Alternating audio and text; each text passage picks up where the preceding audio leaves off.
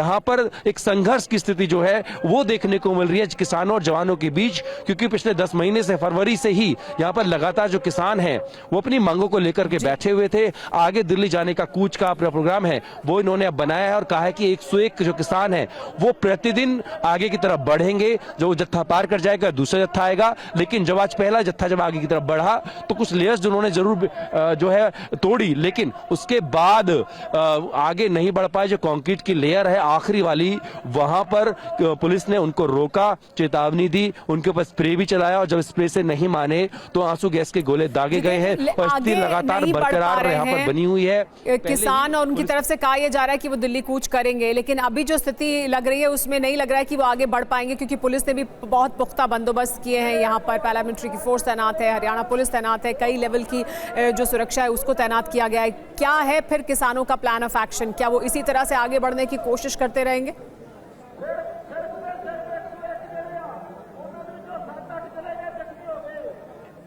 बिल्कुल, देखिए ये बात हमने किसान नेता सरवन सिंह पंधेर से की। उन्होंने कहा कि 101 किसानों का जत्था आज भेजा गया है, ये अगर नाकाम रहते आगे जाने में कल फिर से एक जत्था जाएगा। हर दिन एक जत्था जाने के आगे कोशिश करता रहेगा कि आगे जाए, लेकिन पहले दिन जो गए हैं उन्होंने कई लेयर की जो बैरिकेडिंग थी उसको, पहले आयरन वाली थी, आयरन पिलर थे, उसके बाद में टायर किलर्स थे, उन 3-4 चीजों को हटा दिया। अब आखिरी वो कंक्रीट की लेयर है जिसके पीछे हरियाणा पुलिस बैठी हुई है, वहां से मोर्चा संभाले हुए है। तो लगातार प्रयास जारी रहेगा किसानों की तरफ से। उन्होंने कहा कि 10 महीने हो गए, हमारी बात नहीं सुनी गई है और अब हम दिल्ली जाएंगे। आपने कहा था आप हमारे ट्रैक्टर्स जो हैं उससे खतरा पैदा हो सकता है, तो हम ट्रैक्टर छोड़ के जा रहे हैं, निहत्ते जा रहे हैं, बगैर किसी उपकरण के जा रहे हैं, तो हमें जाने दिया जाए। लेकिन फिर भी नहीं जाने दिया गया, तो उसके बाद में संघर्ष की स्थिति जो है वो शंभू बॉर्डर पर देखने को मिल रही है, जहां कई दर्जन आंसू गैस के गोले चले हैं और कई लोग यहाँ पर घायल भी हुए हैं। और ये हम लेकिन लगातार रिपोर्ट भी दिखा रहे हैं कि क्या कुछ हो रहा है शंभू बॉर्डर पर। शंभू बॉर्डर पर किसानों ने बैरिकेडिंग को तोड़ना शुरू कर दिया। शंभू बॉर्डर से मोहित मल्होत्रा की ये रिपोर्ट देखिए, फिर मोहित से हम बात भी करेंगे।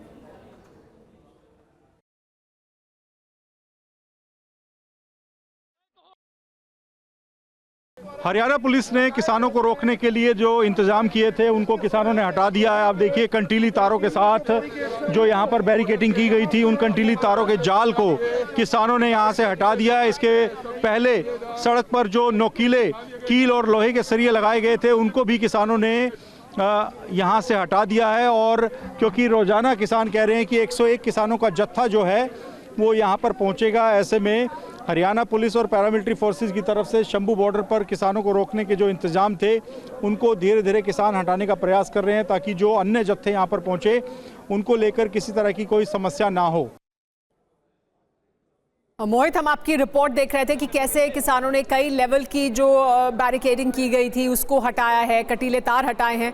और अब लेकिन सीधे देखिए हम जीत भाटी का रुख कर लेते हैं। जितेंद्र भाटी, हम देख सकते हैं कि वहां पर किस तरह से अब आंसू गैस के गोले और ज्यादा छोड़े जा रहे हैं। आप वहीं पर मौजूद हैं। एक बार फिर से यहाँ पर आंसू मैं पोजीशन को देखने जा रहा हूँ क्या क्या।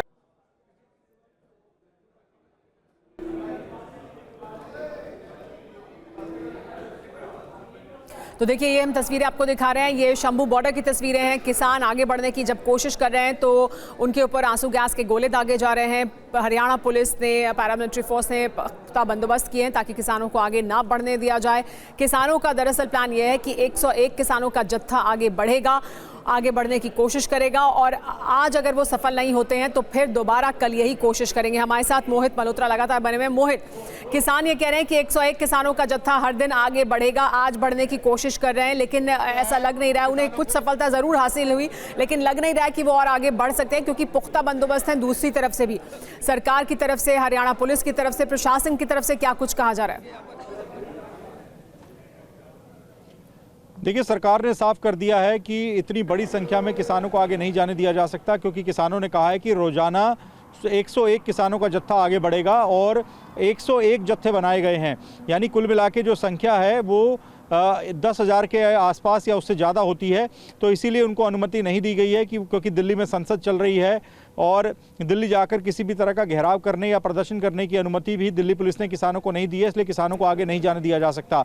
लेकिन एक बड़ी बात यह है कि किसानों ने अब तक अपनी रणनीति साफ नहीं की है कि जो आज 101 किसानों का जत्था आगे बढ़ा है, जिसको पुलिस ने हरियाणा की सीमा में दाखिल नहीं होने दिया, जो कि आखिरी जो सीमेंट का बैरिकेड लगाकर पूरा एक नाका तैयार किया गया है, पैरामिलिट्री फोर्सेस और हरियाणा पुलिस के द्वारा वहां पर खड़े हैं किसान, वो क्या वापस लौट आएंगे? और कल जो 101 किसानों का जत्था और जाएगा, क्या वो इन किसानों के साथ जाकर आगे शामिल हो जाएगा?